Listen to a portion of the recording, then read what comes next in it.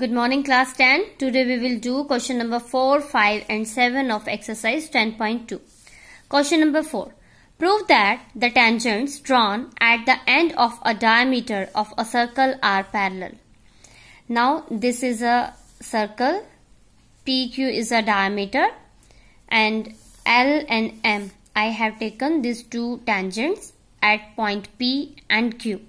And we have to prove that L is parallel to M. Let's see, be a circle with the center O and the radius R. L and M are the two tangents drawn at the end of the diameter. Now we know that according to theorem 10.1, OQ is perpendicular on M. Similarly, OP is perpendicular to L. So we can say angle 1 and angle 2. Both are 90 degree, but these are alternate interior angles, so we can say L is parallel to M. So the tangents drawn at the end of a diameter of a circle are parallel. Now question number 5. According to question number 5, prove that the perpendiculars at the point of contact to the tangent to circle passes through the center. Now again I have taken a circle with the center O and the radius R. OP is radius, L is tangent, P is the point of contact I have taken here. Now given a circle C with the center O and radius R, L is a tangent and P is the point of contact. Now we have to show that this perpendicular passes through the center. I will do it by contradiction method.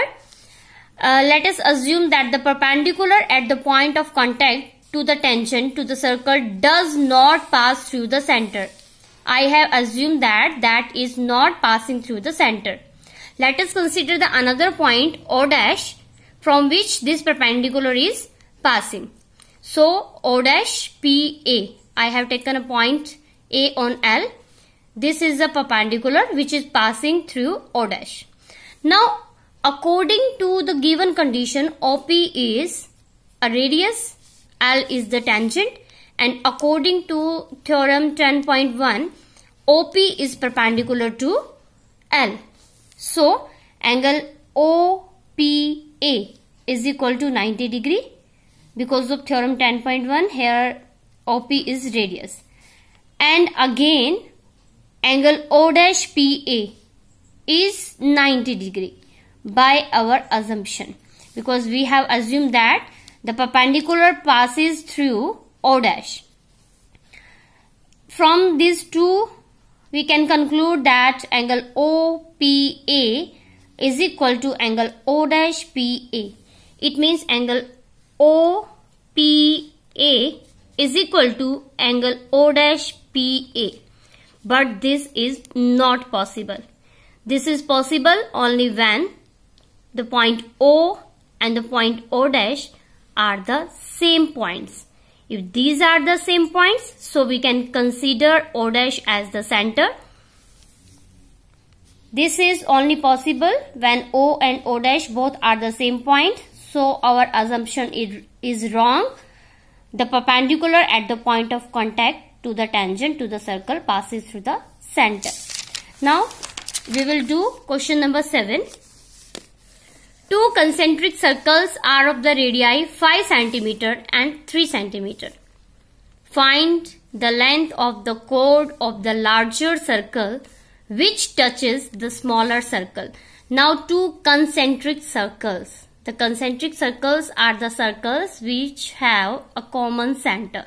So I have taken two circles C1 and C2 with the same center O, but their radii are different. I have taken them R1 and R2 for their radii. So C1 and C2 are the two concentric circles with the center O. R1 is 3 cm, R2 is 5 cm. Now from the diagram, this is the circle C1. P is a point of contact. AB is a tangent to the circle C1. But for C2, AB is chord and we have to find the length of this chord. Now see, if AB is a tangent to C1 for this circle, it means OP is perpendicular on AB. Now we can say AOP.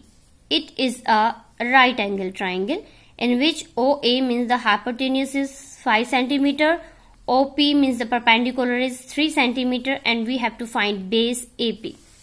Now here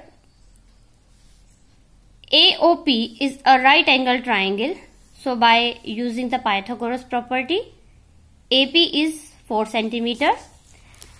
Now AP is 4 cm, and in class 9 we have studied a result that the perpendicular from the center to the chord bisect the chord. The perpendicular from the center to the chord bisect the chord. It means we can say AP is equal to PB. If AP is 4 cm, then PB is also 4 cm. So we can say AB is 8 cm. So the chord length is 8 cm. AP is equal to PB. AB is equal to twice of AP, which is equal to 2 into 4 cm.